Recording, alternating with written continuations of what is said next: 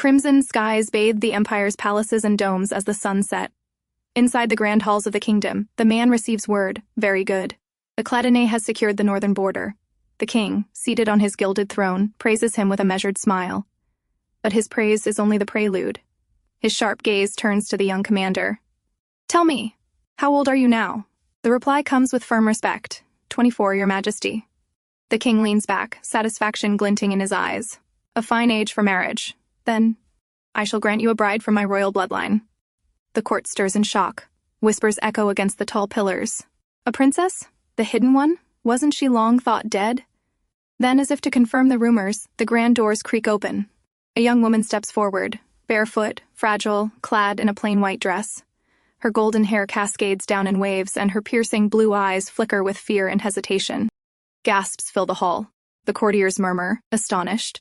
"It's Princess Miesa. She lives." Her steps faltered. She could barely stand under the weight of all the stairs.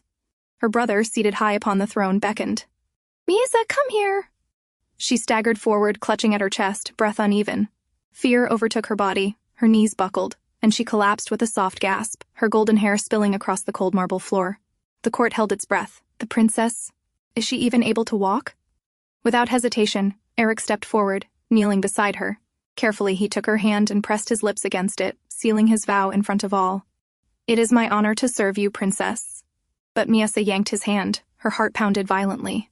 Her wide blue eyes trembled, confusion and fear flashing within them. "Miesa," the king's cold voice rang out, echoing through the chamber. "That is no way to greet your husband. Come here." He drew his sister close, clutching her as though she were both a prized possession and a pawn. "The one I cherish more than anyone, yet she lacks manners. Come now, offer your apologies." The young girl's lips parted, her breath uneven. Her voice broke into fragments, barely a whisper. Aerik's gaze hardened. He said nothing, but his eyes followed every cruel gesture, quietly witnessing the merciless scene unfolding before him. The sun dipped behind the horizon as the carriage wheels rattled steadily over the dirt road. Inside sat stern faces, the Margrave and his wife, their silence sharper than any sword. It had been a long war, but the banners of triumph fluttered, and songs of victory echoed through the land. The Cladinae knights, ironclad and unyielding, had carved their legend into the battlefield, securing the empire's glory. For while the people praised Cladinae's valor, the king, seated high upon his throne, was far from pleased. Power unsettled him. The growing influence of one house made his crown feel heavier. And so, with cold calculation, he devised a binding chain disguised as a gift. A marriage. That very night, at a grand hall, voices rose in anger. Fists struck tables. "Is this all? After everything we sacrificed? A foolish princess is our prize?" But amid the outrage, one voice cut through the storm. Calm, composed, and resolute. "We cannot refuse the king's command." Aerik Cladinae, the young lord, spoke with steady eyes. "The wedding is inevitable," he continued, a shadow crossing his gaze, "even if the marriage is unwanted." Lifting his knife, he sliced through his meal with the same precision he carried on the battlefield. His conviction was clear. Personal feelings mattered little in the face of duty. At the other end of the table, his cousin Aerik finally broke the silence, his voice tense. "What about the engagement to the Crispin family?" But the answer was already known, and another voice snapped in response. "Do you even have to ask?" Aerik himself, bound by duty, wore his mask of calm. To him, the marriage was no union of love, but a battlefield of politics, one he could not refuse. The days blurred, the tension thickening, until finally, the wedding day dawned. The capital came alive, streets buzzing with gossip and curiosity. Citizens flocked to see the princess who was to wed the hero of Cladinae. Inside the grand carriage, the groom sat tall in his regal attire, his expression calm yet shadowed with thought. Draped in white and gold, he looked every bit the part of a fairy tale prince. The groom stepped forward, his boots striking the marble floor with measured grace. Then the great wooden doors creaked open. A hush fell. All eyes turned as the bride appeared at last. The princess, radiant in her flowing gown of white lace, entered the hall. She looked ethereal, like a figure sculpted of moonlight. But soon, murmurs broke the silence. "Good heavens, is she unwell? She looks as if she's drunk. She can barely walk." The sacred hall fell silent as the vows were spoken. The priest's voice echoed, steady and solemn, binding two fates together. The words rang heavy, final, like iron chains disguised as holy blessings.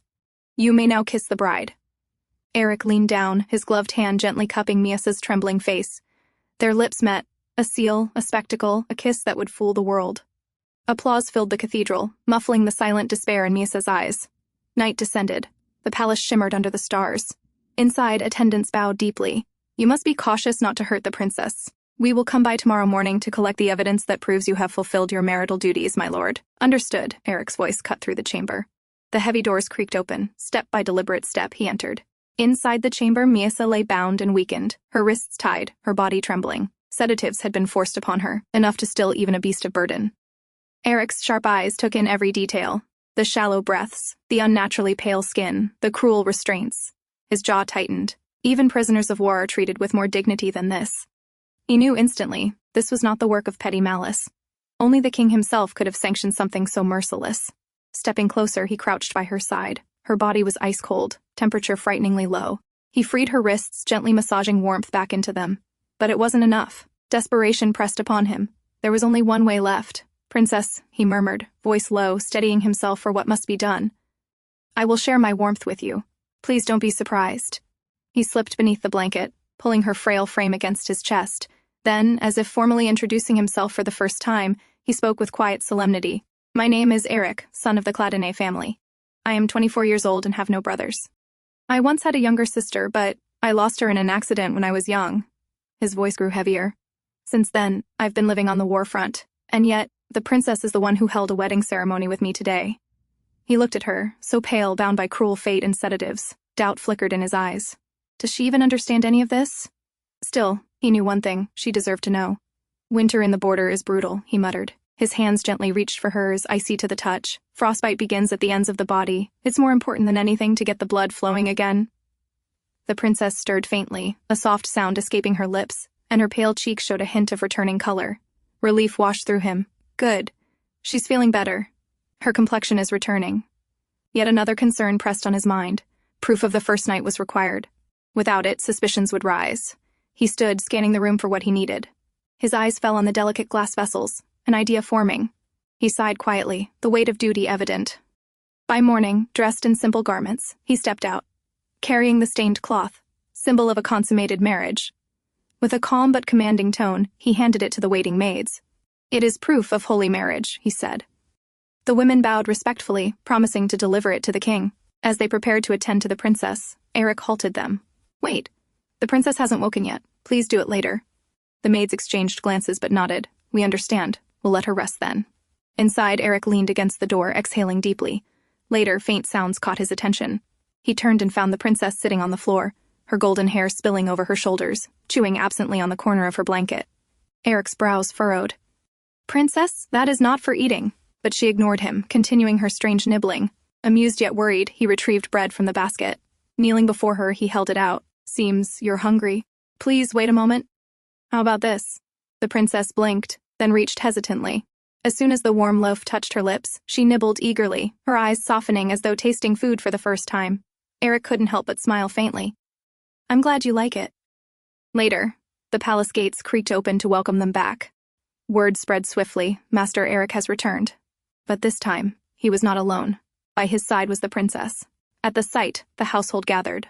Nobles and servants alike exchanged glances, yet beneath the polite acceptance. The master of the house clenched his hands behind his back.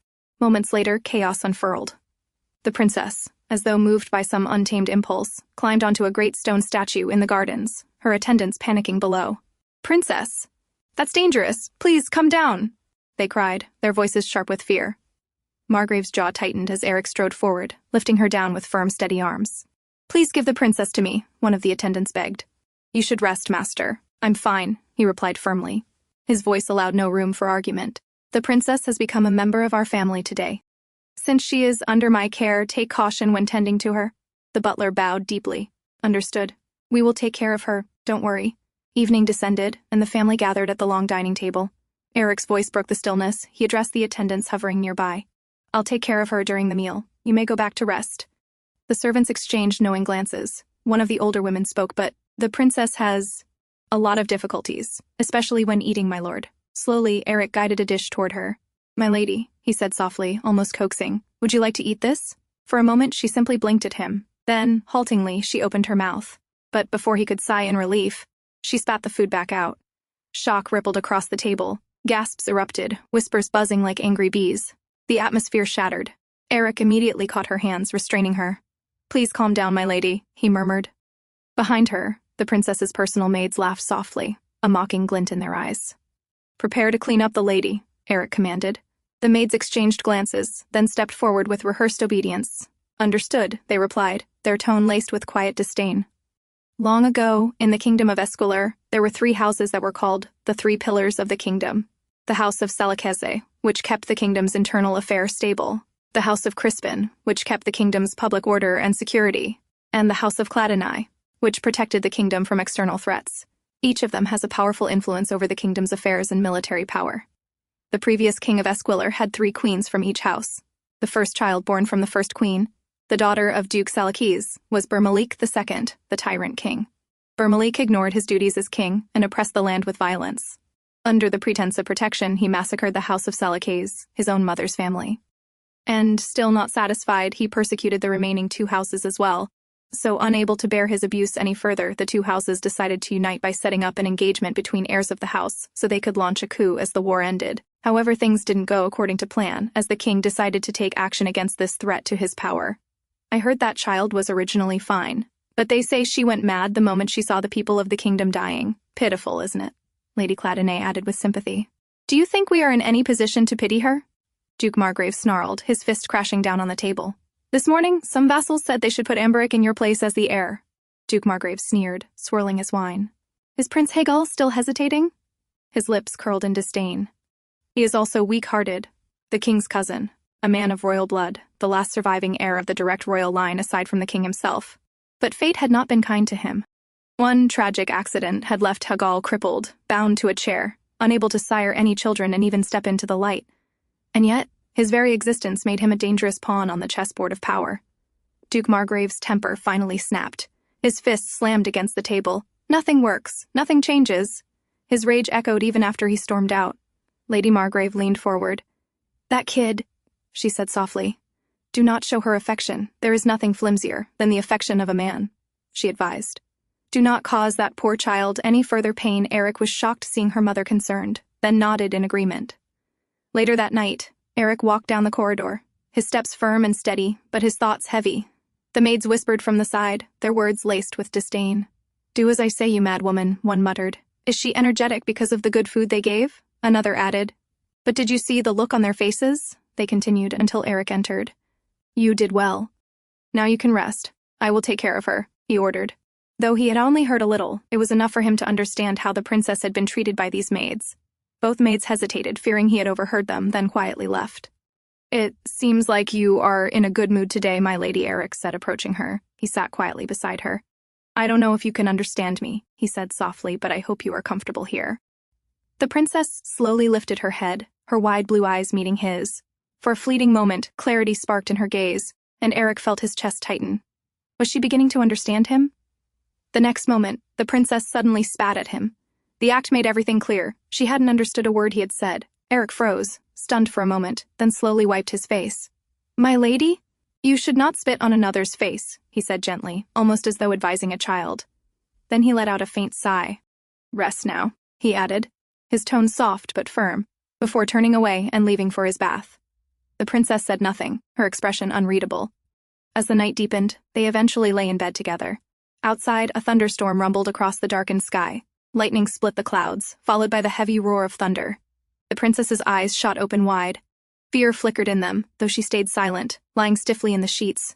She did not move, only stared at the man sleeping peacefully beside her, her gaze unblinking as the storm raged on. The following day, they sat for breakfast. Aerik, ever patient, tried to coax her. "Did you sleep well last night?" he asked gently. Her complexion looked pale, worse than before. "You seemed fine before bed, but now—" His words trailed as he studied her expression. Suddenly, she clutched at the food with her bare hands, smashing it messily across the plate. The hall fell quiet, the servants frozen at the display. Aerik, however, only sighed softly. The past few days since the princess's arrival had been nothing short of hectic. The entire atmosphere within the mansion had shifted ever since Aerik married her. It felt as though everyone had something to say, yet all held their tongues. Margrave Cladinae eventually stopped joining his family at meals, which only fueled Lady Cladinae's irritation. Even the vassals serving House Cladinae seemed at a loss, unsettled by the sudden turn of events. And yet, in the midst of it all, Aerik remained unchanged, calm, collected, and unwavering, as though none of it affected him. After finishing his training, Aerik asked, "Where is my wife?" "She is in the maids' area," the attendant replied cautiously. Aerik paused, wiping sweat from his face with a towel, his brows furrowed. "Again?" He made his way down the corridor. A faint light slipped through the crack. Inside, the princess was curled up on a pile of laundry, fast asleep, her golden hair spilling over the soft fabrics.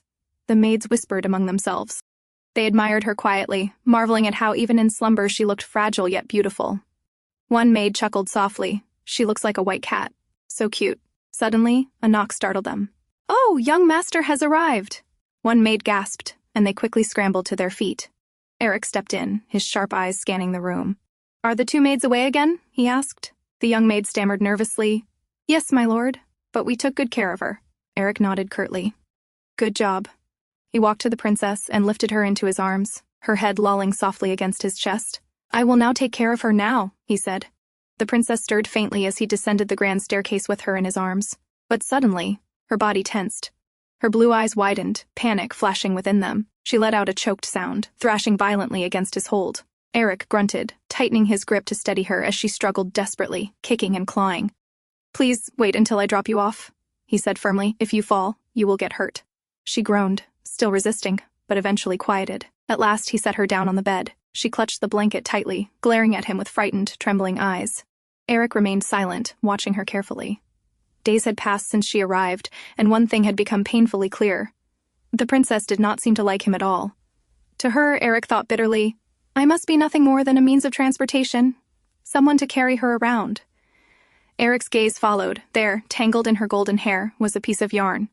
Aerik leaned forward, carefully brushing her hair aside, but she hides her face, clearly startled. "I didn't mean to startle you. I'll quickly remove what's on your head," he murmured softly. "Were you very surprised?" he asked quietly, his eyes watching her closely. The princess's bright blue gaze flickered up at him, tense and guarded. "White. I once saw a cat that looked like her." The memory of the maids chatting stirred faintly in his mind as he smiled to himself at the thought. As night deepened, the princess lay in bed sleeping silently. While in another room lit only by candlelight, Aerik sat at his desk, buried in documents. There was these maids, always, slipping away whenever they got the chance. Aerik's instincts screamed that they were hiding something. He sighed deeply, pressing his hand against his temple. "There's too much to worry about," he muttered, thoughts drifting to the food shortage plaguing the territory's people. One particular sealed letter drawing his focus. The letter carried a report from a spy he had arranged. As instructed, they had followed Margrave's movements in secret. And just as Aerik suspected, the man was not loyal. The report detailed how he had been seen meeting someone in the suburbs the previous night. Back when his father first suggested an engagement with the House of Crispin, Aerik had been the only one to find it strange. At first glance, the proposal seemed perfectly natural, reasonable even. To everyone else, it made complete sense. But for some reason, Aerik couldn't shake off the feeling that something was off. From that day onward, he began quietly keeping an eye on his father's actions. It was around that time he discovered that a barmaid had been frequenting his father's quarters. For Aerik, it was the first time he had seen his father falter from the moral standards he had always upheld. Still, he chose not to make an issue of it. The war was far more important, and his focus had to remain on that. Even so, he had investigated the woman, suspecting she might have been planted by someone with ulterior motives. Yet, he found nothing. With no proof and no leads, he turned a blind eye. But after the war ended, things escalated. His father brought the woman back to their nation, going so far as to force his right-hand man, Sir Kelvinnig, to take her as a second wife. Such devotion to a mere barmaid left Aerik no choice. He gathered evidence of his father's conduct and sent a detailed letter to Lady Cladinae. Today, her reply finally came. "Do not send me any further reports of this matter. Let others have him. In fact, I feel relieved that I no longer have to dine with him." Those were Lady Cladinae's words. Aerik sighed deeply, leaning back. He wasn't surprised by her response. In truth, his parents' marriage had always felt more like a business arrangement than anything resembling affection. Perhaps this outcome was only natural. His thoughts drifted as he tried to sort through the mess in his mind. And then, from the corner of his eye, he noticed movement. The princess had sat up in bed, rubbing her eyes like a child waking from a nap. The princess wandered barefoot through the quiet halls. She walked toward the faint glow of candlelight. She approached slowly, and he looked up, startled. "My lady," he said firmly. "Is there anything you need?"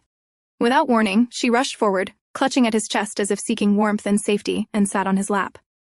Aerik's eyes widened in surprise, his body stiffening at her sudden closeness. Her gaze dropped to the papers on his desk. Aerik blinked. "Are you curious about that?" he asked. "It probably isn't that interesting." She stared at the papers for a moment, then suddenly began tearing them apart. Aerik didn't stop her. He only watched quietly. His gaze lingered on the woman before him. Everything had happened so fast, their marriage, their lives bound together. And now, as he thought about it, this was the woman he would spend the rest of his life with. The day he had accepted his duty as heir, he had also stopped expecting anything from his marriage. It was never about affection or choice. It was responsibility. Miesa's eyes shifted, landing on a particular letter sealed with an emblem. Slowly, she reached out her hand to take it. Before she could touch it, Aerik's hand shot forward, catching her wrist midair. His deep voice broke the silence. "Stop." Startled, she looked up, realizing just how close he was. "You can't rip this," he said firmly, raising the letter high above her reach. She stretched out, trying to grasp it, but he held it tighter. "I won't give you this," Aerik added, his tone unwavering. "I haven't finished reading it yet." The next morning, Lady Cladinae sat with her attendant, carefully analyzing several reports spread before her. Just then, Miesa came walking towards her, making Lady Cladinae startle slightly. As usual, the princess soon lay down on the floor, falling into a peaceful sleep. "I am not sure how to address her," Lady Cladinae admitted quietly, her eyes lingering on the girl. She turned to Miesa's maid. "How is she greeted at the king's mansion?" The maid, looking slightly annoyed, replied, "Well, I'm not sure." She gave no clear answer. Lady Cladinae's eyes narrowed, suspicion flickering across her face. The attendant leaned in and suggested gently, "Why not call the princess by her name? She has such a beautiful name." Lady Cladinae thought for a moment, then nodded. Turning back to the girl, she called softly, "Miesa." At once the princess jolted upright, her eyes wide as she stared at Lady Cladinae. Then, almost childlike, she grinned at her. "It seems she liked it," the attendant murmured under his breath. Lady Cladinae straightened, regaining her composure. "I can take care of her until dinner. You may leave now," she instructed firmly. The maid bowed and left the room. Lady Cladinae's eyes followed her, thoughtful. Something was off. Of the two maids who had come with the princess from the king's mansion, one tended to the princess with visible laziness, while the other was often nowhere to be found. There must be something behind this blatant lack of effort, Lady Cladinae thought grimly. "I don't know what they're trying to put on us," she murmured. "Go, bring me some headache medicine. It should be in my room." Understood, Adel bowed before leaving swiftly. Moments later, when Edel brought the medicine, she noticed something unusual. Princess Miesa was resting quietly at Lady Cladinae's feet. That was odd. Lady Cladinae was never the kind of woman to let anyone lean against her legs, let alone sleep there. Lady Cladinae's hand gently stroked the princess's hair, her expression softening in a way rarely seen. "The child... You said she was 20, right? I've heard that half of the court was butchered before her eyes when she was only a child. No wonder she went mad," she murmured. Her fingers moved through Miesa's hair like a mother soothing her daughter. "Ever since, everyone has been using her for their own benefit. Such a poor child." Adil stood silently, listening to her mistress's quiet words. Lady Cladinae's eyes lingered on the girl's face. Her features are beautiful, especially the color of her eyes. Edel followed her gaze. Only then did she realize how close Lady Cladinae had grown to the princess. Come to think of it, the princess had the same eye color as Lady Cladinae's late daughter. Perhaps that was why the princess seemed to stir something in her mistress's heart. "Miesa," Lady Cladinae said softly, "let's cut your nails a little, and brush your hair too." Meanwhile, when Aerik was finally free from his training, he, as usual, asked after the princess. "She is with Lady Cladinae," the attendant replied. Without hesitation, Aerik made his way to his mother's quarters. But when he entered and saw the sight before him, he froze in shock. Lady Cladinae herself was seated with the princess's feet in her lap, preparing to cut her nails. "What are you doing?" Aerik's voice was sharp, almost disbelieving. Lady Cladinae looked up calmly. "Oh, I was just about to cut Miesa's toenails so she can walk comfortably." Aerik stared, stunned. His mother, showing affection. Lady Cladinae was a woman who could occasionally pity someone, yes, but never like this, never so tender. She had been cold and relentlessly rational even to him, her own son. Yet now, that gentle look in her eyes. It was the very same look she had once reserved for his sister, Rosier. His chest tightened. "If she is projecting Rosier onto the princess, then I cannot allow it. I will do it. Please, give me the scissors," Aerik said firmly as he stepped forward. For a moment, he wavered inside. He remembered his mother's face on the day Rosier died, an expression etched with something between anguish and obsession. Was it right to stop her now, or was he only denying her a fragile comfort? Still, he took the scissors into his own hands. As his strong hands held her delicate feet, Miesa glanced quickly at him. The touch tickled her slightly, but she didn't flinch or resist. She simply lay there in silence. Some time passed quietly. until Adil noticed a faint frown forming on the princess's face. Unsure of the cause, she thought for a moment, then quickly picked up a small sweet cookie and held it to the princess's lips. Miesa accepted it without a word, nibbling quietly. Adil exhaled in relief. "Why did you do that?" Aerik asked, his eyes narrowing toward her. "Oh, I just remembered the princess seemed to be fond of sweet things," Adil explained carefully. "I see." Aerik gave a short nod, acknowledging her answer. Lady Cladinae, watching from her seat, smiled faintly. Her voice softened with quiet joy as she murmured, "How lovely. She truly does seem to enjoy it." That night, Aerik sat with the princess, feeding her with his own hand. Patiently, he reminded her, "Chew slowly, don't swallow it all at once." He watched her carefully, almost as though teaching a child. But even as he guided her, his thoughts drifted. He couldn't understand why his mother was reminded of Rosier whenever she looked at the princess. If it was just because of her eye color, then even his cousin Aerik, who shared the same shade, should have stirred the same tenderness. Yet never once had his mother shown Aerik even a trace of that kind of affection. A soft knock interrupted his thoughts. The attendant stepped inside, carrying a new dish, and placed it on the table. The moment the princess's eyes fell on it, her expression changed. She covered her ears tightly with her hands, her whole body trembling. "Miesa?" Aerik leaned closer, startled. "What's wrong?" The princess didn't answer, only pointed with a shaking hand at the dish before turning her face away. Eric's gaze followed, and realization struck him. "Is it because of the roasted quail?" he asked gently. She gave no reply, only avoided his eyes and kept her face turned aside, refusing even to look at it. "I see." Eric's voice dropped, calm yet firm. "Take it away," he ordered the attendant. The dish was quickly removed. Still, Eric's eyes lingered on the princess, unsettled. It was the first time he had seen her react like this. He sat back, his thoughts heavy. Has she fallen sick before from eating quail? Or is there something else behind it? He couldn't help but wonder. The next day, Aerik was out on the training grounds while the other knights practiced. He lifted his gaze to the sky. The sun was already high. His thoughts, however, were far from the drills. Did Miesa eat this morning? Yesterday she hadn't looked well, and the worry gnawed at him until he could no longer ignore it. He left the field to check on her. The attendant bowed and reported, "The mistress. She fell into the stream earlier. It seems she saw some fish, tried to get a closer look, and ended up falling in." Aerik stiffened. "She fell?" "Yes, my lord. But she was with Lady Cladinae at the time, so there was no cause for alarm." Aerik exhaled slowly, relief softening the tension in his chest. The attendant continued, "There's another matter. The mistress doesn't seem to care for chapel service. At first, she followed Lady Cladinae obediently, but once they arrived, she refused to enter. In the end, Lady Cladinae left her with a servant, while she went inside to finish the prayers. Aerik listened in silence, then recalled how easily Miesa could be coaxed with sweets. From now on, he instructed, "Make sure there are always sugary treats placed on my desk." That night, he sat with Miesa again. This time she was in a far better mood, obediently eating as he fed her. Watching her, Aerik felt a quiet sense of relief. He lifted a fork with another piece of food and offered it to her. But before she could take it, the piece slipped and fell against her chest. "Don't eat that," Aerik said quickly. "I'll give you another one." He reached out, intending to set the soiled piece aside, but his hand paused mid-air. The piece had landed squarely on her chest. For a brief moment, he hesitated. Then, after a small breath, he picked it up. Miesa immediately leaned forward, opening her mouth to take the piece from his fingers. Startled, Aerik pulled his hand higher. "No," I said. But she didn't let him finish. She grabbed his hand, tugging it down toward her.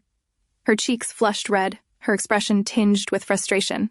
Then, without warning, she bit his finger. Her teeth pressed hard, but the sting wasn't what made Eric's heart race. It was the heat of her mouth enveloping his skin. His breath caught, and he hurriedly pulled his hand back. The princess blinked at him, startled as well. For a moment she just stared, then her eyes flickered past him. The next instant, her face darkened with anger. With a sudden tug, she yanked at the tablecloth. Dishes and cups clattered to the floor with a loud crash. At the doorway, her maid gasped softly. What on earth is going on? She wondered. Finally, she stepped forward and gently led the princess away to prepare her bath.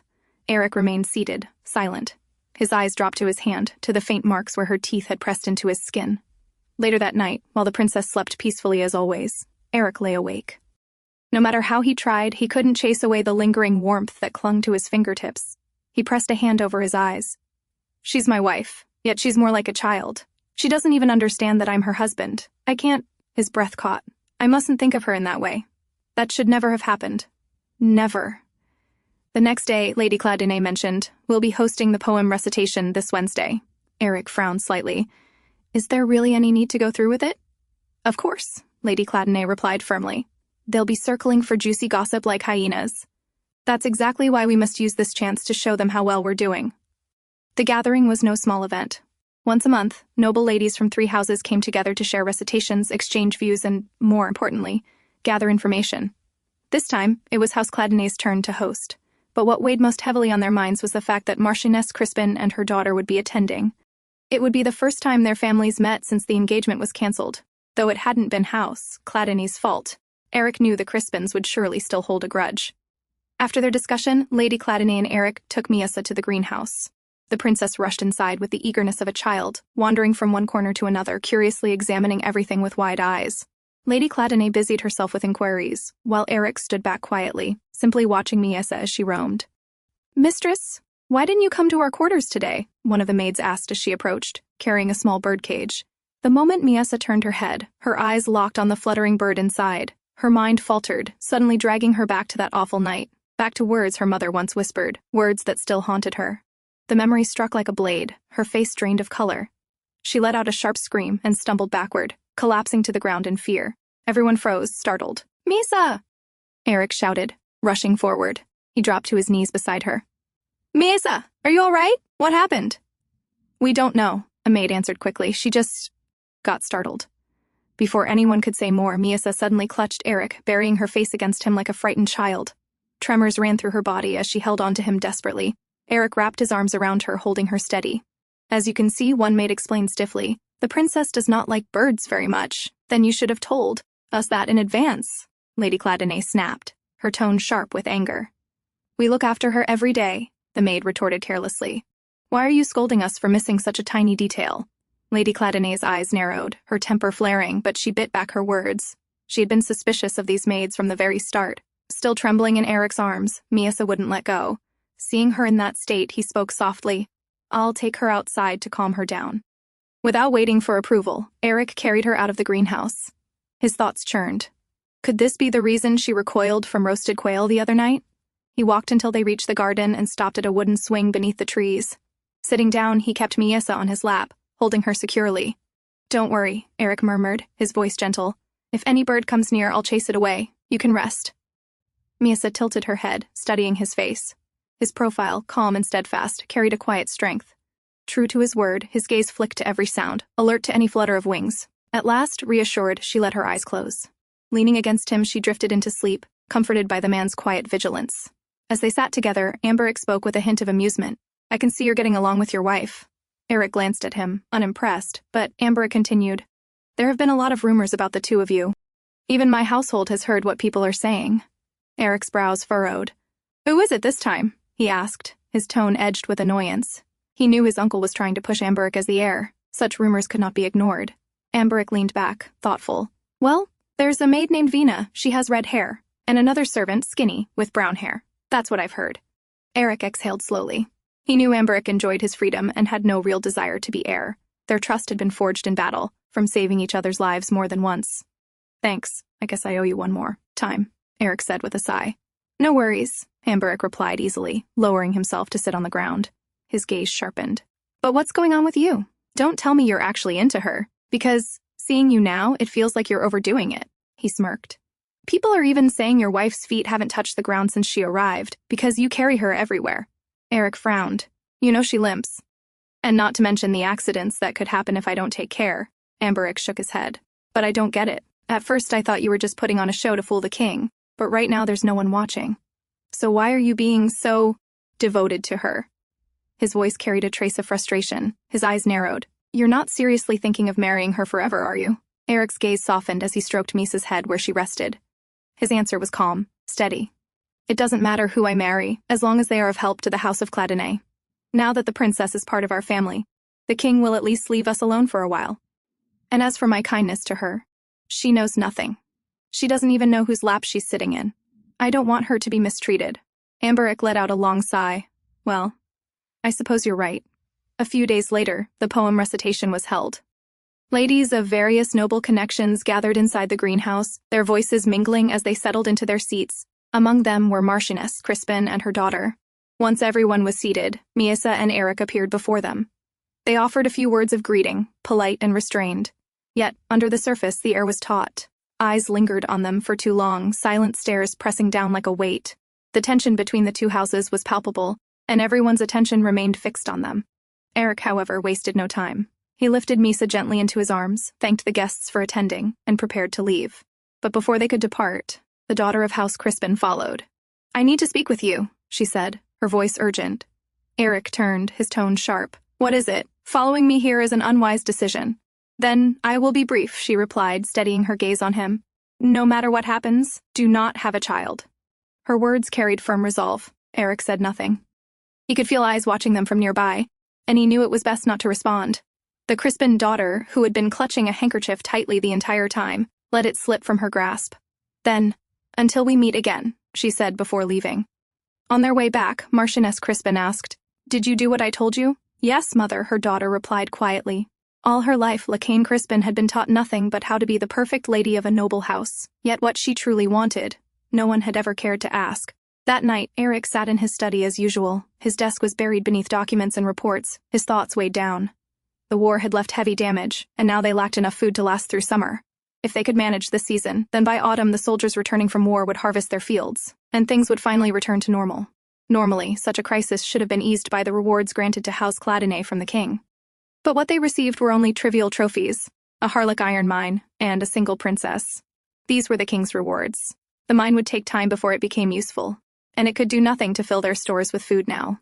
Financially, it was not disastrous, but the real burden came from the eyes of the vassals.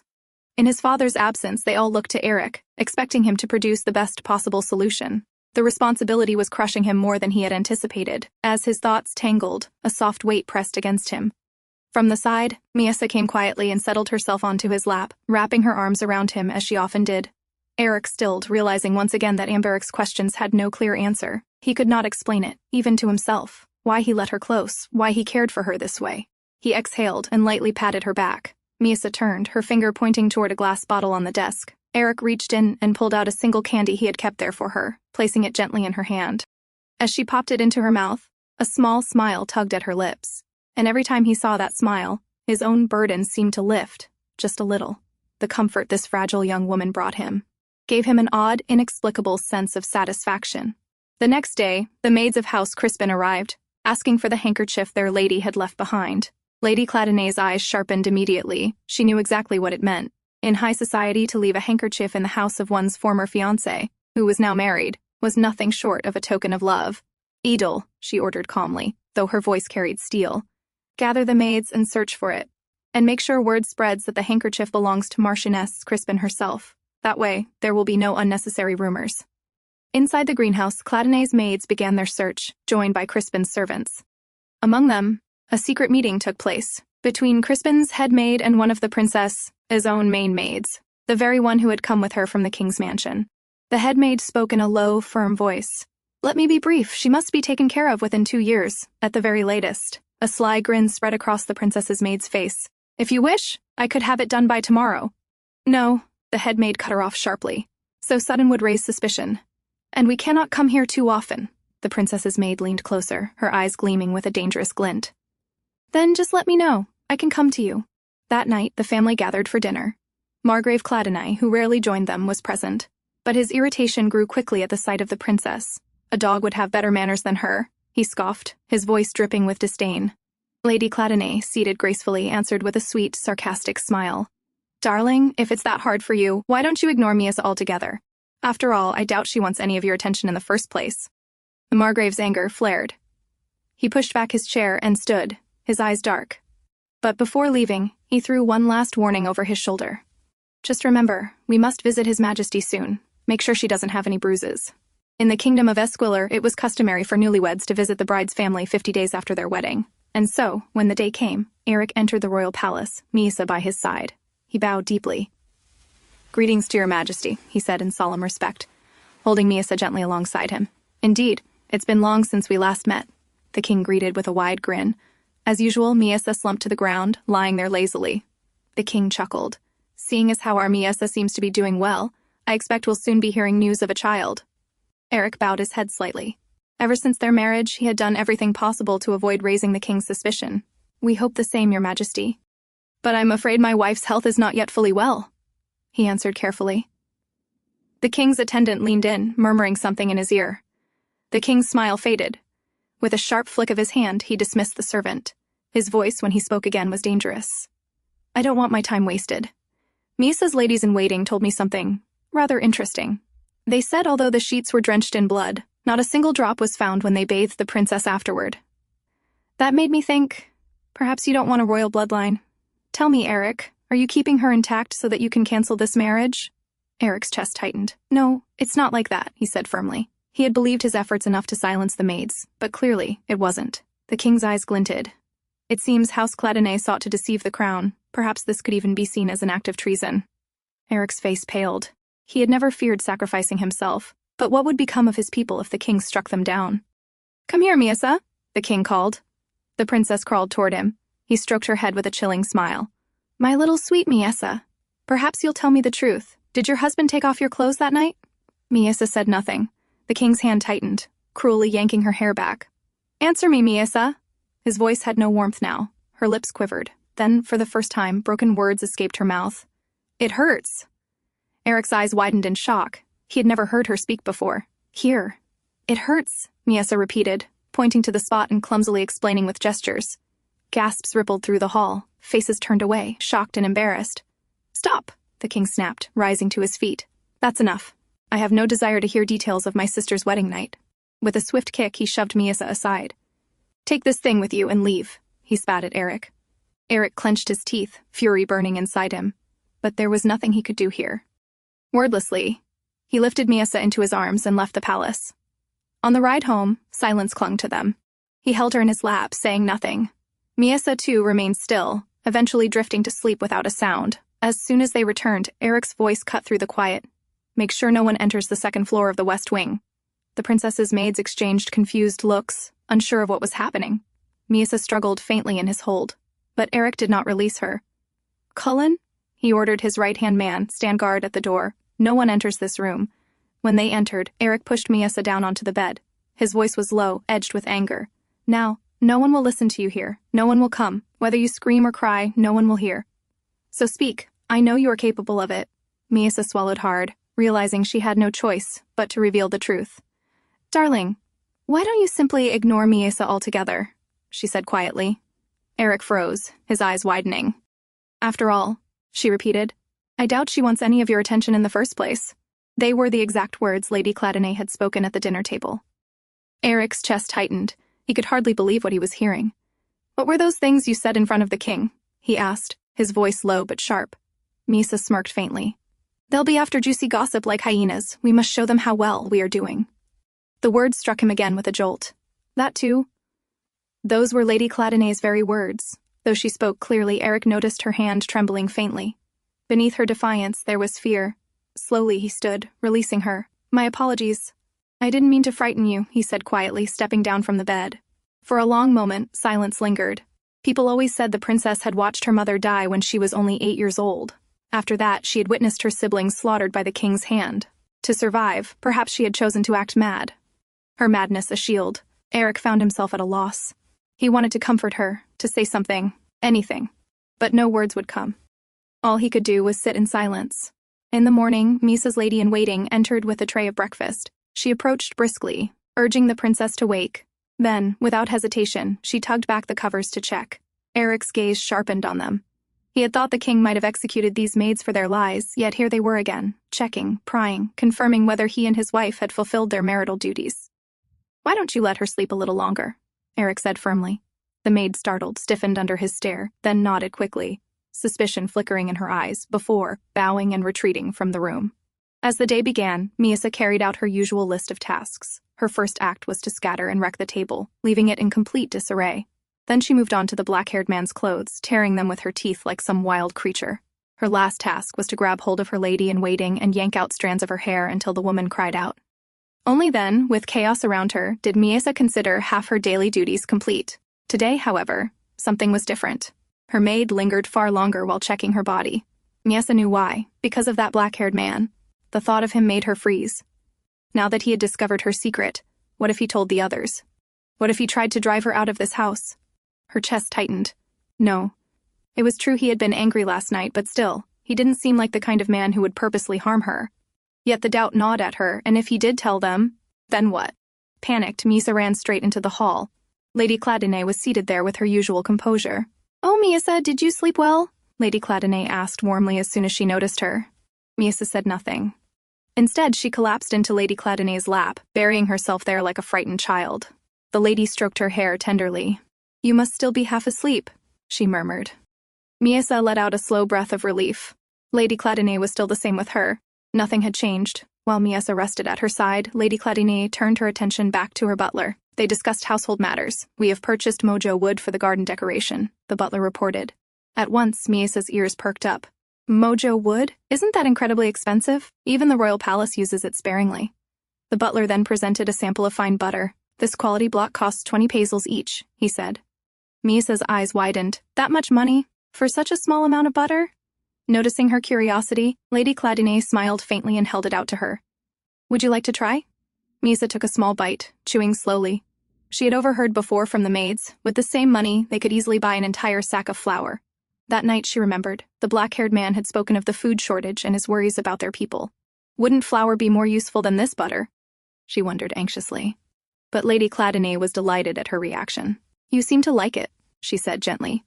"Order 5 more barrels of this butter," she instructed the butler. Miesa sighed quietly. She couldn't understand it. Why did Lady Cladinae and that black-haired man always look so pleased whenever she ate? Was it because they actually cared about her? That seemed impossible. No one had ever cared for her before. Later, as usual, Aerik arrived after completing his duties, but this time Miesa recoiled, reluctant to go with him. Even Lady Cladinae raised a brow at the sight. Miesa's wide, pleading eyes seemed to beg, "Please don't make me go with him, help me." Before anything could be said, Aerik stepped forward. Without hesitation, he bent and lifted her in his arms as he always did. Miesa clutched frantically at his shoulders, her body stiff with dread. The man leaned close, his voice low against her ear. "Miesa," he whispered, "it would be wise to come with me. You see, I haven't told anyone about last night, yet." Her body flinched instantly. Her breath caught in her throat. To her ears it sounded less like a reassurance, and more like blackmail. At the dinner table, they sat facing one another. "I assume you can dine without my assistance now?" Aerik said calmly. Miesa only stared at him, the same man who had blackmailed her just moments before.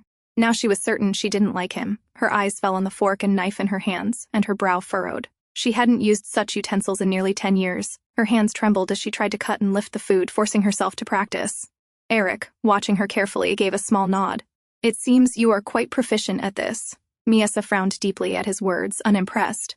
There was nothing proficient about her awkward movements. What a strange man, she thought bitterly. Then, with irritation bubbling up, she dropped the fork altogether and began eating with her hands, munching angrily. Aerik studied her quietly for a while before speaking again. "What upset you this time?" he asked. Miesa glared at him, licking her fingers pointedly. "Wasn't it obvious? If anyone saw the table spotless, wouldn't they grow suspicious? What was the point of raising unnecessary doubts?" Aerik leaned his cheek into his palm, exhaling softly. "I understand," he said at last. "So please, stop." Miesa froze at his tone. Was he angry? Did I upset him? But Aerik stood, dragged his chair beside hers and sat close. She wondered, she had eaten like this many times before, so why was he reacting so differently tonight? Before she could puzzle it out, Aerik reached forward, tilted her chin upward, and gently wiped her mouth clean. His voice was quiet but steady. "Do you wish me to keep feeding you as before?" Miesa blinked, then slowly nodded. Perhaps this man wasn't as oblivious as she thought, so, as she wished, Aerik fed her once again. Their dinner ended in silence. After dinner, Miesa went with her maid for a bath while Aerik waited outside. Inside, the head maid harshly poured a bucket of cold water over her, making Miesa flinch. She lifted her gaze, her eyes narrowing. The maid's anger was sharper tonight. Miesa knew why. It was because of the man standing outside. So, refusing to back down, Miesa clenched a fistful of the maid's hair, pulling hard. If they called her mad, then she would act mad. The maid shoved her to the floor, and the struggle turned into a petty fight. "What are you doing?" Aerik demanded as he entered suddenly, having heard the commotion. The maid straightened at once, forcing a smile. "Oh, my lord. As you see, the princess suddenly caused a commotion, so I was trying to restrain her. She often does this, so we have no choice but to handle her." Aerik's gaze darkened. "Then allow me to do it." He stepped forward. The maid faltered, her smile stiff. "But my lord, it's too troublesome for you to take on personally." "There is no need for you to trouble yourself with such exhausting tasks." Aerik's voice was low, firm. "It is my duty as her husband to take care of her, isn't it?" The maid hesitated, then reluctantly explained the so-called process of bathing the princess, how they were supposed to use shampoo, oil, and cream on her body. Miesa, listening silently, clenched her fists. She knew it was a lie. They had never treated her that way. To them, she was no better than an animal, doused with cold water and left to shiver. Finally, the maid gave her instructions and left, the door closing behind her with a heavy slam. Aerik let out a quiet sigh. He had spoken on impulse, but now reality sank in. What have I done? How am I supposed to manage this? He glanced at Miesa, then cleared his throat awkwardly. Are you capable of washing yourself? He asked, his voice low. The thought of the mad princess tending to herself was absurd. Miesa shook her head firmly. I see, Aerik muttered, his face warmed, ears turning red with embarrassment. Aerik began rattling through the items prepared for her bath, arranging them one by one with unusual seriousness. Miesa sat there quietly, glancing at him. She could not understand him at all. Was the man angry again? If he was, then she needed to cooperate as much as possible. For now, survival depended on it. She stood and walked toward him, letting her towel slip to the floor. Aerik flinched, quickly turning his head to cover the sight. What are you doing? He began, but the words died in his throat. He froze. Across Miesa's back were countless red marks, scars of harsh lashes and punishment. To Miesa, obedience had been decided the moment she first met him. She feared this man. What if, like the king, he also struck her with the whip when angered? The memory made her shudder. Even if she believed he was different, what if she pushed him too far? Her body stiffened, and she lowered herself to the floor, sitting with her back turned to him, preparing herself for punishment. But the blow never came. Instead, a large, calloused hand moved gently over her back, slow and soft. Who did this to you? Aerik's voice was rough with irritation, yet beneath it there was something else. Worry. Miesa blinked, startled. Pity? She had never heard such a sad voice directed at her before. Slowly she turned and whispered the truth, the king. Aerik let out a long, heavy sigh filled with restrained anger. His reaction confused her further. Was he angry at me, or at someone else? Then, without another word, he began to prepare her bath. He tested the water temperature with care. Let me know if it feels uncomfortable, he instructed. His voice was awkward, but steady. I've never done this before, so tell me if something feels wrong. Miesa gave a dazed nod. Why was he working so hard at this? He could have treated me like the maids do, dousing me carelessly, but instead, he followed each step of the earlier instructions with unexpected diligence. He washed her hair slowly, carefully working the shampoo through. His touch was gentle, so unlike what she knew, that her eyes grew heavy. She felt as though she might drift to sleep. Now, I will wash your body, Aerik said quietly. His hands hesitated as they moved downward, his ears flushing red. Miesa squirmed slightly, a ticklish sensation running over her skin. She turned in reflex, only to find his gaze locked on hers. They both froze. The madwoman, who should not have cared about such things, suddenly realized the strangeness of it. The emotion in his face, the quiet apologies he murmured for every small touch. It was different, and for the first time, Miesa understood. Normal people would feel embarrassed in a moment like this, and now she was feeling it too. That unfamiliar heat rising in her chest, that awkward flutter. Was this her first taste of embarrassment? After finishing her bath, Aerik was so exhausted, he flopped onto the bed the moment he reached the bedroom. Miesa hesitated, then sat down beside him. You should lie down too, he said quietly before pulling her beside him. Within moments, he drifted into sleep. Miesa looked at the man lying next to her. He's the one who's tired, so why does he always insist on me resting? Every time she thought she had figured him out, he confused her again. Yesterday, he had threatened her. Today, he had pitied her when he saw the scars on her back. Still, she knew this much. He was better than most people she had met. She raised herself and leaned closer, studying his face carefully. He seemed to be deeply asleep. Quietly, she slipped out of the bed and made her way to the dressing area. Sometime later, Aerik stirred awake and found the bed empty. Faint sounds drifted from the dressing area. Following them, he discovered Miesa standing before the mirror, her lips moving as she repeated sentences she had heard throughout the day. When she noticed him in the doorway, she echoed one of Lady Cladinae's phrases, with a strangely bright tone. Miesa is only trying to practice, darling. Don't say such things to her. The next morning, the maids came to Miesa's room for their thorough check. Because Aerik had been present the previous night, they hadn't been able to inspect her properly. They peered between her legs now, frowning. If they really had... Why was it so clean there? It was a routine she had endured many times before, but today it felt different. Yesterday she had learned what embarrassment truly was. She had felt it with the man. And now with the maids, the act felt offensive. Thinking of Aerik, she realized he had discovered yet another of her secrets. When she pretended to be mad, she didn't care if others mocked her. But the thought of someone seeing her true self and laughing, especially him, made her stomach tighten. She was sure she looked strange in his eyes. Maybe the sight of her disgusts him. And I can't blame him, one of the head maids said in open disgust. What man would want to give his seed to someone like her? The words stuck. It had been a while since Miesa had hurt herself, but now she felt the need to do something. Something to make everyone frown, to remind them of who she was supposed to be. Later, as she limped through the castle halls, she weighed her options. Should she break an expensive ornament? But she shook her head at once. She couldn't destroy something belonging to people already close to starvation. So she came up with another idea, to hurt herself instead. Waiting until her maid's attention drifted, she prepared to fall deliberately. But before her body could hit the ground, a firm hand wrapped around her waist, holding her in midair. She turned her head. It was him. She hadn't even realized when he'd come. "I will look after my wife. You can leave," Aerik ordered sharply, dismissing the maid without looking away from Miesa. They sat together in the garden, where Aerik assured Miesa that he had already gotten rid of any birds nearby. "You don't need to worry. There aren't any here," he said gently. Then, with curiosity, he asked, "Do you really dislike birds?" Miesa nodded. Aerik stayed silent for a moment before continuing. "May I ask why?" Miesa frowned inwardly. Again, always questions. The man never stopped pestering her. "Bird? Ate," she muttered, the broken words falling from her lips. "Ate what?" Aerik pressed further. Miesa glared at him. First he had dragged her here without her permission, and now he was forcing her with endless questions. "There's no one here, Miesa," Aerik reminded her quietly. "You can speak freely." But for Miesa, that was never the problem. She fidgeted, her fingers twisting nervously. Aerik studied her, his gaze sharp, as though he could read the answers straight from her face. Then, suddenly, he asked, "Perhaps.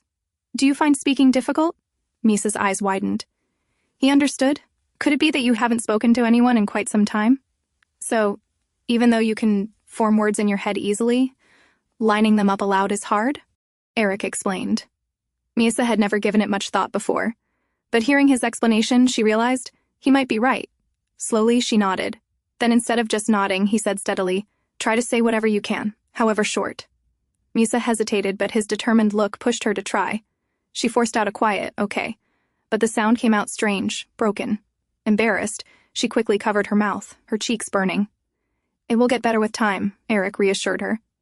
Then, to her surprise, he took her hand and placed it on his throat. "Here, try to imitate how I do it," he explained, letting her feel the rise and fall of his pitch. Miesa's eyes widened with curiosity. "This is what I was taught when my voice first started breaking. Would you like to try?" he asked, releasing her hand. She tilted her head, puzzled. "What, is voice break?" Aerik blinked, then burst into unexpected laughter. Miesa frowned. It wasn't funny. Why was he laughing? "I'm sorry," he said quickly, calming himself. "I didn't expect that to be your first question." Then, more gently, he explained, "Voices change with age. That's what I meant by voice breaking." "Do you have anything else you want to ask me?" he prompted. Miesa thought for a moment, then remembered her maid's constant warnings. With a deep breath, she spoke plainly. He hasn't touched her, even though he sent everyone away. Aerik blinked in confusion. "Excuse me?" Miesa sighed inside. Why doesn't he understand? Having no choice, she showed him the exact spot her maid always talked about. Aerik's eyes widened in shock, then his face flushed crimson. Quickly, he grabbed her legs and closed them shut. "Please, don't do something like that again," he said firmly, his voice strained. Miesa glared at him as if demanding silently, "Now you understand?" "When we do it?" she asked bluntly. Aerik froze. Her words caught him off guard. But for Miesa, it was simple. If they didn't fulfill their duties, there was no telling when she might be dragged back to the king. I'm not sure," Aerik admitted at last. "I need more time. I think we should try to get to know each other first. Then perhaps I can ease your discomfort a little sooner." He stood abruptly, perhaps to change the subject. Then, "Allow me to show you the greenhouse." He held out his hand to her. Miesa hesitated. They didn't have time for such things. And yet, she took his hand. It wasn't going to happen today anyway, so perhaps, for a while, she could enjoy this man's company. As he guided her through the grounds, Aerik asked gently, "Are your legs completely well now?" Miesa turned to him, then grinned proudly. "You completely caught me," Aerik muttered with a faint shock. Her grin widened, taking it as a compliment. But then she remembered. She shouldn't walk normally for too long. So after a while, she raised both arms toward him. Aerik was startled at first, then understood her meaning. He scooped her up into his arms. "I suppose you walked more than usual?" he said with quiet amusement. Miesa fidgeted with her hair, secretly flustered. "This man, he's kinder than I thought. If only his kindness could last a little while longer," she wished silently. Miesa remembered how a priestess once recited the process of a wedding night to her. The woman had spoken in a flat, monotonous tone, as if it were no more than a formality. To Miesa, the strange words had sounded bizarre, almost absurd. When the priestess mentioned that it could be painful, Miesa had assumed it must simply be another tiresome duty, and thought nothing more of it. But now she realized it had become her best chance to keep this marriage intact. If it were up to her, she would have gotten it over with as soon as possible. Yet it involved him, this man. And since their last conversation about it, several days had passed, with Aerik giving her excuse after excuse. The king might execute him if this matter was left undone. Why then was she the only one who seemed to care? Or perhaps he was putting it off because he wanted to end the marriage altogether. Miesa, Aerik's voice called, noticing her dazed expression. But she was lost in thought, hearing again the maid's cutting words. What if the sight of her disgusts him? Could that be the reason? Miesa, Aerik called again, louder this time. She bit her lip. She needed to secure this marriage, because life with the Cladinae family felt safe, almost like the days when she had lived with her mother. Miesa! Aerik finally shook her shoulder, forcing her back to the present. Are you all right? I called you several times. Lowering her gaze, Miesa repeated the maid's words softly. I suppose. I can't blame him. What man would want to give his seed to someone like me? Aerik stiffened, startled. What? Who said that? His jaw tightened as realization struck. Was it the head maid? Now he understood her restlessness. Sitting beside her, his tone softened. So that's why you're in such a hurry, but as I've said before, we hardly know anything about each other. Miesa looked at him bitterly. This again. Why don't we get to know each other first? Miesa repeated his words. Then perhaps I could take care of your discomfort a little sooner. Her lips pursed into a pout. Aerik chuckled, amused. So you were listening to me that attentively? And now you're saying I should go to bed with you just because you listened to me talk for a few minutes? Don't you think that's a rather overwhelming request? He leaned closer, his tone teasing. Before she could reply, he suddenly turned away. I'm afraid I still need more time to prepare for our union. It's not something that can be done in a flash, he declared, almost casually. Miesa frowned. The maids had told her even strangers could do it without hesitation, so what was this man talking about? That night, they sat together on the bed, the tension between them lingering. Miesa wanted to consummate the marriage, but Aerik wished to take things slowly. Why don't you tell me about yourself each night, he suggested, and in return, I promise I'll cooperate with your wish. For a start, something easy. What is your favorite food? Meat, Miesa answered without hesitation. Aerik chuckled. Simple enough. He continued with more questions, and she gave short replies. But after a while, her head began to throb. Enough, Aerik, she blurted suddenly in frustration. He froze. Then his eyes widened. Was that my mother? He asked, shocked. Yes. He realized she had been mimicking Lady Cladinae's tone. And then he laughed, loud and free, surprising Miesa. So this man can laugh at anything? She wondered. Oh, pardon me, Aerik said at last, still smiling. But it was nice to hear my name from your mouth. Can you say it again?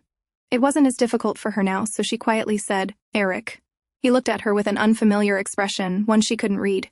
Then, smiling softly, he cupped her cheeks in his hands. It was pleasant to hear, he said warmly.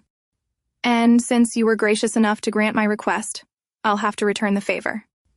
Leaning down, he kissed her gently on the forehead. Miesa blinked, raising her hand to the spot where an unfamiliar heat lingered. It was the first time anyone had shown such interest in truly knowing her. And she was right. Aerik was curious about this princess who had worn a mask of madness for so long. Curious about what went on inside her small, guarded head. In truth, he wanted to know not just a little, he wanted to know everything about her. The next morning, Miesa's maids carried out their usual inspection. Once again, they found no proof of any intimacy between her and Aerik. The head maid leaned closer, studying Miesa's blank expression. For a brief moment, she wondered if she had seen the girl make eye contact, something unusual for this mad princess. But just as quickly, she dismissed it as her own overthinking. The maids then turned to their own conversation. They spoke in low voices about visiting a certain family tomorrow, and about the advantage they might gain from it. A chill ran down Miesa's spine. One of the maids forced her to sit as the discussion continued. But the unease grew stronger. Her instincts screamed danger. Something was wrong. If they continued, they might uncover her secret. She had to act before it was too late. Without warning, Miesa burst into loud, manic laughter. She twisted her face into strange expressions, cackling like a madwoman. The maids exchanged startled glances, taken aback by her sudden outburst. Then, before they could stop her, Miesa bolted from the room. Her plan was clear: cause a scene, cause chaos. Hesitation was no longer an option. She ran until she reached a balcony. Checking quickly, she saw enough people nearby to witness what she was about to do. Climbing onto the railing, she leapt. In her mind, the bed of flowers below would cushion her fall. Later, in her room, Miesa lay on the bed after being retrieved. Lady Cladinae stood before her maids, her voice sharp as she scolded them. Moments later, Aerik entered, having heard the news. "What happened?" he demanded. The maids flinched under his gaze, but none dared to answer. Ignoring them, Aerik went straight to Miesa's side. At first he had not taken the incident seriously, but seeing her lying there pale and wounded, his expression hardened. Things had gone far beyond acceptable. He called for Gela, the Cladinae family's medic. "Treat her properly," he ordered, his tone brooking no argument. Then he turned to the maids. "From now on, one of Cladinae's own maids will stay with the princess." The maids stiffened, their eyes flickering with unease. They hesitated, but under his command they could not refuse. Aerik's gaze shifted to his mother. Lady Cladinae's face was dark with anger, the kind one might show over her own child. Aerik knew well why. His mother had begun to see Miesa as Rosii, his late sister. When Rosii was killed by a drunken knight, Lady Cladinae had ordered the knight's entire family destroyed. That decision had driven a bitter wedge between his parents, one that never healed. "Mother," Aerik said carefully, "this accident concerns my wife. I believe I should take responsibility for her care." Before Lady Cladinae could answer, Gela entered with her report. "The wounds are not severe, my lord. They will heal quickly. Her mobility is unaffected." Lady Cladinae exhaled, visibly relieved. That was what she had wanted to hear. "You are right," she said at last, her voice calmer. "You are perfectly capable of handling this matter." She leaned down and pressed a kiss to Miesa's forehead before leaving the room. Aerik then turned back to Gela. "From tomorrow, you will serve as the princess's personal maid." The sudden order stunned Gela. She blinked, but then bowed her head and nodded. "Yes, my lord." With that, she quietly departed, leaving Aerik alone with Miesa. As the door closed, Aerik stepped to the bedside. "I know you're awake," he said firmly, standing over her. "And I also know you must have your reasons, so would you mind explaining?" Miesa trembled slightly but kept her eyes shut, pretending to sleep. Aerik exhaled in frustration and sat down beside her. "Miesa, don't be afraid. Just tell me, why did you do what you did today?" After a long silence, Miesa whispered, "There is a reason, but it's hard to explain." Aerik leaned closer, his voice suddenly sharper. "Then listen carefully. Do anything you want, but never, never hurt yourself. Do you understand? Promise me." Startled by the sudden intensity in his tone, Miesa nodded slowly. Only then did Aerik sigh in relief. "Good. Now, about the maid I chose for you. She's not only a medic, she's skilled in combat and in keeping secrets. For now, you still need to act the same, but with her near, you'll be safer. And do you remember Cullen, my right hand? I intend to have him guard the entire second floor. He's the most trustworthy man I know." He paused, then added quietly, "I haven't told anyone about you, but now that you're injured, I'll need to take some time off until you recover." Miesa's eyes lit up, her face brightening as if her wish had been granted. She suddenly sat up. "Does that mean more time? More talking? Do it now, or tomorrow?" she asked eagerly. Aerik blinked, caught off guard. "What are you talking about? Don't you realize how badly you're hurt?" he said, exasperated. Miesa only pouted, confused at his reaction. She pulled different expressions one after another, and Aerik, despite himself, found his eyes following each one. He shook his head. "Don't bring that up again until you've recovered," he said, trying to look away. But no matter how he tried, his gaze returned to her. Finally, he asked, "Why are you so eager about it?" Miesa opened her mouth, repeating some familiar words she had overheard. Aerik's eyes narrowed as he recognized them. His cousin Amberic's words, spoken when he advised Aerik to cancel his marriage with her. "Listen, Miesa," Aerik said firmly, gripping her shoulders. "I have no intention of canceling my marriage with you. You know I've never hidden anything from you. You've even seen my important documents while sitting on my lap. So what else could I possibly hide?" He gently laid her back down. "Rest. If it makes you more comfortable, I'll even call for a maid to stay with you. You don't need to sleep in the maid's quarters anymore." "I don't do it for fun," Miesa muttered. "It's because I can listen to them talk." Aerik glanced at her, surprised. "I used to do the same in the king's mansion," she explained, her eyes flickering with pride. "That's how I learned Lady Malika bribed Lady Nymeria, the head maid." Her face lit up with a bright, proud smile as she recounted it. "You're impressive," Aerik admitted, bewildered. Behind every strange action of hers, there always seemed to be a reason. "Perhaps." He lay down beside her, propping his head on one hand so he could look into her eyes. "I wanted to speak with you a little more closely," he said. Miesa stiffened, then suddenly beamed, convinced this was it. Finally, the man had agreed. But instead he asked, "Why did Lady Malika bribe Lady Nymeria?" Her smile vanished instantly. She turned her head away in annoyance. "Please say something," Aerik whispered from behind her. "Otherwise, we'll never become closer." Miesa grumbled, but finally muttered in broken words, "Malika, meet tomorrow. 3 pillars of kingdom." Aerik frowned. 3 pillars? Did she mean the 3 main houses of the realm? But the house of Seleucus, the king's late mother's line, barely existed in name. His thoughts flicked back to the day Lacaille Crispin stopped him, when he noticed Lady Malika listening behind a tree. So, the meeting must be with House Crispin. I suppose I'll arrange some people to trail them both, he murmured, determination settling in his voice. Miesa tilted her head, confused. Why was he going this far? But if the man wanted to do something foolish, what was it to her? As she mulled over his strange behavior, she suddenly felt something warm against her cheek. Startled, she turned slightly. Aerik had leaned in and placed a gentle kiss there. A token of gratitude for your answer, he murmured as he pulled back. Miesa's fingers brushed over the spot where his lips had touched. This man. He still made no sense to her. The next day, when Aerik entered the room, he found Gela in the middle of an argument with the head maid. Are you saying that I bought something that could harm Mistress Cladinae? Gela's voice was sharp, her brow furrowed. How can I know? Malika snapped back, frowning deeply. But I cannot allow you to apply that ointment to her. If it was a fight she wanted, Gela had no intention of backing down. Without hesitation, she dipped her fingers into the ointment, scooped some up, and swallowed it right in front of them. I'm perfectly fine, aren't I? She declared loudly. The faces of Miesa's maids turned pale instantly. They had no response, no more reasons left to stop her. Aerik, watching silently, smiled to himself. His choice of Gela had been the right one. He bent down, gently tucking Miesa's hair behind her ear. I'll be back before lunch, he murmured, brushing his thumb softly against her cheek. Then, turning to the other maids, he instructed, Take care of her until I return, before leaving the room. As he walked down the hall, his expression hardened. He still didn't understand why Miesa kept hurting herself, but he was strangely grateful.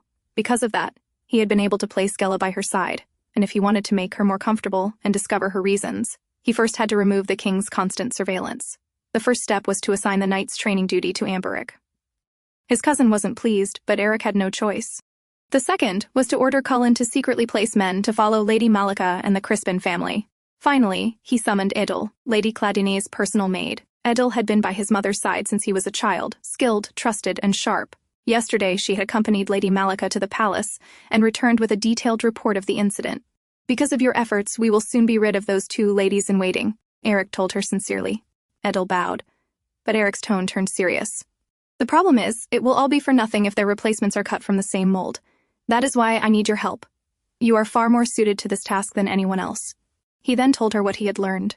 That Lady Malika once bribed Lady Nymeria, the head maid of the royal palace. He asked Idil to investigate quietly, without revealing his source, Miesa, or informing Lady Cladinae. Idil thought for a moment, tapping her chin. Reaching Lady Nymeria directly would be difficult. But her right hand, Viscountess Manel, has been having trouble with her brother-in-law. If we can help her resolve that, we may gain what we need. Satisfied, Aerik nodded and dismissed her. By the time he returned to Miesa's room, as promised, he was met with an unexpected sight. Miesa was seated on the floor, clumsily painting with a brush in hand, while Gela leaned over her shoulder, teaching her. What is all this? Aerik asked, surprised. Gela looked up, unfazed. Since we cannot take Mistress Cladinae outside, I thought painting might help her calm her emotions. She has been through much. Aerik's gaze softened as he looked at Miesa.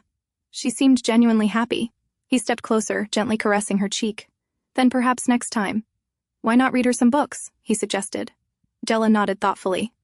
Books are not a bad idea. I'll bring some children's stories next time.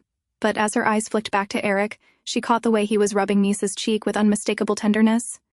Before she could say anything, Aerik turned sharply. You may leave for today, he ordered. Startled, Gela bowed and left, though irritation simmered beneath her calm face. Outside, she muttered under her breath, annoyed. How can he expect me to do 2 jobs, medic and lady-in-waiting, for the same pay? Cullen, standing nearby, overheard. Didn't you know? He said casually. Your wages have been doubled. Her eyes widened in surprise. She barely had time to process it before the door swung open again. Aerik appeared, his expression brisk. Where are the princess's clothes? He asked. Beneath the shelf, Gela answered quickly. Thank you. He shut the door almost immediately. Gela blinked, at a loss for words, the way the captain looked at her mistress. It wasn't just duty. It was the gaze of a loving husband. There's nothing wrong with a man loving his wife, Cullen said, amused at her muttering. I suppose you're right, Gela said at last, laughing it off. But deep down, she wondered if her naive mistress had any idea of it at all. As usual, Aerik prepared the bath, checking the water temperature with care. From behind, Miesa's voice sounded. No children's book. He turned, a little confused. Pardon me? No children's book, I want... Adult talking book, she clarified in her broken words. Aerik chuckled softly, then nodded. Very well, I'll tell Gela. He tilted his head slightly, smiling. Then shall we head over there now? but Miesa quickly turned her back to him. "Miesa? What happened?" Aerik asked, a little shocked. "Embarrassed," she muttered. "Aerik embarrassed me. Uncomfortable." "Embarrassed?" he repeated, baffled. "Am I the one who was embarrassed?" "Yes," Miesa insisted, pouting. Aerik face red. "When I wash." Her cheeks puffed slightly as she added, "I wash alone. Aerik, get out." Aerik hesitated, then lowered his voice. "You're still injured. At least, let me wash your hair, then I'll leave." After a moment's pause, Miesa nodded reluctantly. The paint stains on her skin would be too painful to scrub away by herself. He washed her hair carefully, speaking in a calm tone as his hands worked gently. "Try to speak more rather than only using gestures. The practice will help you." When he finished, she pushed him lightly. "Go now." Aerik smiled at her stubborn expression. "Call me if you need help," he said before stepping out. A while later, Miesa emerged from the bath with a deep frown. Washing herself had been far harder than she imagined. "How was it?" Aerik asked, waiting outside. "Della wash me tomorrow," she replied curtly, her lips downturned. Aerik laughed, unable to help himself. "At least wear your nightgown properly next time," he teased. She had put it on backward. Later, as he dried her hair and carefully applied fresh bandages, he asked softly, "How was your day?" "Della nice," she answered simply. "Are you comfortable here?" "Yes, I've already notified the chef about your tastes," Aerik said, brushing her hair back from her face. "But tell me, why were you so thin before?" Miesa was quiet for a moment, then repeated something her maid had once said. "Why bother feeding a mad princess?" Eric's jaw tightened. He understood now just how insolently her maids had treated her. "They seem to have been quite insolent towards you," he muttered. But before he could say more, Miesa suddenly grabbed his hand. Her eyes trembled. "If they hurt—" "Bearmol, no," she whispered, reminding him not to punish them recklessly, afraid he might draw the king's suspicion. Seeing her fear, Aerik softened, changing the subject. "I see your speaking has improved a little." "Yes, but I couldn't practice yesterday," Miesa admitted. "Why not?" he asked. She frowned. "I usually practice at night, but yesterday, when I tried to leave, Aerik—" She made a gesture, flop over me, trapped me, couldn't practice. Aerik blinked, embarrassed, and rubbed the back of his neck. "I must have sensed you might try to leave," he said awkwardly. "I talked now." "Here," Miesa said, pointing to her forehead. She leaned forward slightly, waiting. Aerik laughed quietly, then cupped her face in his hands. He pressed a soft kiss to her forehead. "What are you, some kind of informant?" he teased. "Always making sure I pay up properly for what you tell me?" It was during this time that Miesa slowly grew more accustomed to speaking. Each day she spoke a little more, asking questions. Sometimes they were simple, almost childish. Other times they left Aerik struggling to find answers. But the more they spoke, the closer they drew, and words that once came haltingly from her mouth now flowed with greater ease. "I already know how to talk. I just needed to get it out of my head," Miesa said, her eyes glinting with determination. "Now I gave you an answer. So you have to kiss me again." As usual, Aerik leaned in, turning her face toward him and pressing a kiss to her lips. "Now that you're speaking," he suggested softly, "why don't we try addressing each other more formally? After all, we are husband and wife." Miesa tilted her head, confused. "But I am a royal princess, and you are son of Cladinae. Why should I call you formally?" Aerik burst into laughter at her genuine confusion, then explained, "Since you are my wife, that makes you one of the other nobles now as well." Her eyes sparkled at this new piece of information, and Aerik found himself completely captivated by the innocent shine in her gaze. "Are you disappointed, my lady?" he asked, lifting her hand and kissing it gently. Miesa smiled. "No, I like living here, so it doesn't matter to me." "I'm glad to hear that," Aerik murmured, brushing his hand along her cheek. "You are nice." "I'm glad I saved your life," Miesa said quietly. Aerik blinked in surprise. "What do you mean?" "I saved your life, didn't I?" "When the king accused you of treason," she reminded him. Aerik gazed at her in silence. If he hadn't married her, he wouldn't have been in danger in the first place. But looking at her beautiful face, her rosy cheeks, and her pure smile, he didn't regret it. "You're right, I am in your debt," he admitted at last.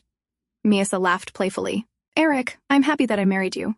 Her smile was almost childlike, yet raw and sincere. Seeing those emotions on her face, Aerik felt something stir within him. "Miesa," he whispered, intertwining his fingers with hers. "You should close your eyes."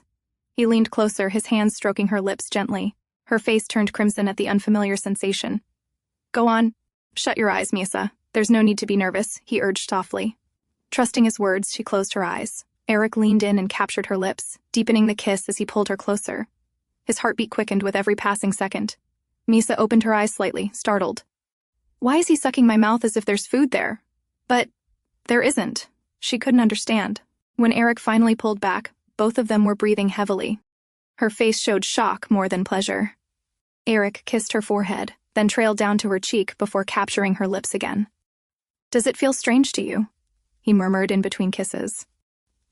Before she could answer, his lips moved lower, pressing against her neck, sucking gently with growing affection. A moan escaped Miesa subconsciously, but she quickly came to her senses and pushed his face away. "Wait. It's not like this. You don't know how? Have you ever done this before?" she asked, her voice flustered but serious. "The upper body has nothing to do with it. I know a lot. The priestess taught me." "So do as I say," she insisted firmly. But Aerik only pulled her hand down and kissed her again. "This is all necessary for the part you just spoke of. It's to make sure the process will be less painful for you," he explained, voice low and steady. Miesa frowned. "No, you must have learned it wrong. I'm afraid if you stop me like this, we'll never get anywhere," Aerik reminded her, resuming his kisses. "And you see, this is the only way I know." She pushed his face again, frustrated. "Why are you so stubborn? This is all to save your life." He stopped, his lips hovering near her ear. "Are you doing all this for me?" he whispered. Miesa froze, but didn't deny it. Aerik's breath brushed against her skin as he whispered, "I'm touched, my lady, so I think I'll stay here even longer, since I don't want to cause pain to the wife who cares so much about me." Miesa still thought to herself that this man must have gone mad. "Why don't you listen to me?" she asked, exasperated. Aerik gave a wry smile. "That's exactly how I feel sometimes, so stop and hurry up, my lady." He leaned in closer once again. The next morning, Miesa's maids checked on her as usual, but today they looked puzzled. "It's hard to say," one murmured. "Right," the other agreed, frowning. Meanwhile, Miesa only yawned, playing her part as the mad princess. "In reality, that man ended up doing nothing but wasting time kissing me last night," she thought bitterly. As the maids whispered, one leaned closer. "Perhaps taking a lover has changed his heart?" "Shh," the headmaid hissed, nudging her. Then, lowering her voice, she added, "Look, his lover is here." They pointed toward Gela, who had just entered. "My lady, I brought these clothes for you," Gela said warmly. But when her eyes fell on Miesa's neck, she froze. "Why do you have a rash on your body? Yesterday you were fine." She leaned closer, analyzing. Then suddenly, realization struck. Her face turned crimson with shock and embarrassment. Elsewhere, Edel reported to Aerik. "It seems replacing the princess's maids will not happen anytime soon," she informed. Aerik frowned. "Why? Why does the palace still refuse to replace them?" Edel explained calmly. "Lady Malika has a habit of stealing from the household she serves. When she was caught, she bribed the head maid and secured her position. With Viscountess Manel's help, I was able to gather records of the stolen items and the bribes." She handed him a report. Aerik scanned the list, then gave a curt nod. "Good work." Edel hesitated. "Young master, yes?" Aerik asked. "Perhaps you should—" She stopped herself, clearly weighing her words. In the garden, Miesa played idly with Gela, but Gela still looked shaken. "Has the captain finally lost his mind?" she muttered under her breath. Then, crouching near Miesa, she whispered, "If the young master ever does something you don't like, make sure to scratch and bite him. Promise me." Miesa only shifted uncomfortably. It wasn't like what Gela was imagining at all. "I know you're married, and no one here would stop him anyway," Gela continued, her voice low with pity. "But still, I always thought my little sister was more pitiful, but now, I'm not so sure." Miesa tilted her head as Gela began sharing something she had never told anyone. "My sister, she once caught the plague. She survived, but she ended up like you. Back then, our family was poor. We couldn't afford medicine, couldn't afford to care for a sick child. One day, my father took her outside, and when he came back, he was alone." Her voice cracked slightly. "I realized years later, my sister went to a place from which she could never return." Miesa listened silently. This time, she learned something new, that even a parent could abandon their child. Gela smiled faintly through her sadness. "Thank you. I've never shared this with anyone before." She hesitated, then added, "Mistress Cladinae. The truth is, the first time I saw you—" But before she could finish, Aerik's voice cut in. "There you are, my lady," he said, striding toward them. His hand brushed Miesa's hair back from her face with gentle familiarity. "I'll take care of her. You may leave." Gela hesitated, clearly reluctant, but she bowed and left. Miesa, however, wanted to protest. She wanted to hear what Gela had been about to say. "You don't have to come here, Aerik," Miesa said quietly, turning her face away. Aerik looked startled. "What do you mean? You don't like me around?" Miesa shook her head. Slowly she explained, "Not like that. It's just, when you're here, nobody talks. Everyone keeps silent. But with Gela, I can hear people talk. I can learn something from them." "I see." Aerik's expression softened into something almost pained. I understand. Miesa studied him curiously. Why does he look upset? But then, he smiled faintly. I'm glad. Your complexion looks much healthier. He gently caressed her cheek, and Miesa blinked. He noticed the change before I even did. Being with him, though confusing, made her strangely happy. She hoped he would never change. To her, he seemed almost like the kings in the fairy tales she once read as a child. A king who was fair, merciful, and wise. Shall we return inside, my lady? Aerik asked at last, rising to his feet. That same night, Aerik's voice dropped low as his lips brushed against Miesa's neck. Please continue what you were saying, he murmured, holding her close as she clung to him on his lap. What else do you like among the things I do for you? He asked softly. Miesa trembled. Again. This man keeps doing these strange, meaningless things to me. Why doesn't he just give me what I want already? Her breathing quickened. She didn't understand why it felt so hard to breathe when he touched her like this.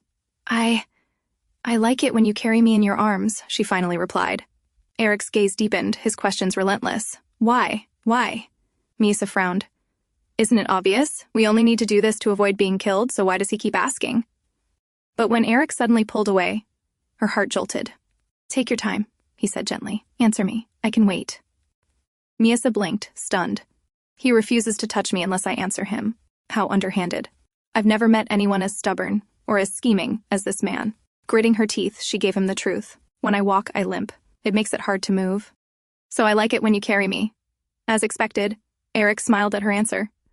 Miesa, however, was left even more confused. Why is he so reluctant when they could just get it with? Perhaps, as my maid said, maybe he truly has had a change of heart and taken a lover. Remembering those words, she suddenly grabbed at his collar, her eyes wide and searching. We are lovers, right? Lovers are when a man and woman are special to each other. We are that, aren't we? She asked desperately, repeating herself. Aerik stilled, then his gaze softened. We are not lovers, he said, his voice steady. We are a married couple. Her heart lurched. Then, could it be that you're married to me? But lovers with someone else? She asked, her face tight with tension. Eric's eyes hardened. What did your maid say to you this time? Miesa avoided his gaze, but her silence was answer enough. There are cases like that, yes, Aerik admitted quietly. But I am not one of those people. You are the only one to me, and the same goes for you. His words carried weight, an oath rooted deep inside him. Aerik had always despised disloyalty in marriage, perhaps because of his father's betrayal. He pulled Miesa tightly into his arms, anxiety pressing into his chest as if he feared she might slip away. He stroked her lips with his thumb, searching her face. Tell me, have you picked up this accent from Gela? He asked, recognizing the faint Kazan inflection in her speech. Miesa nodded nervously. Why? Is it strange? A soft smile broke across Aerik's face. No, it's cute. Then he leaned in, kissing her tenderly, affectionately. Miesa's mind whirled. All we need to do is fulfill our marital duties. That's it. None of this, the kisses, the tenderness, none of this was ever part of the process the priestess recited to me. And yet, for some reason, these unnecessary, meaningless things stirred emotions within her. Strange, unfamiliar feelings that confused her and left her trembling. And that's a wrap. Thanks for watching. Don't forget to like and share your thoughts in the comments. If you enjoyed this and want to be part of our growing community, hit join to support the channel. Take care and see you soon.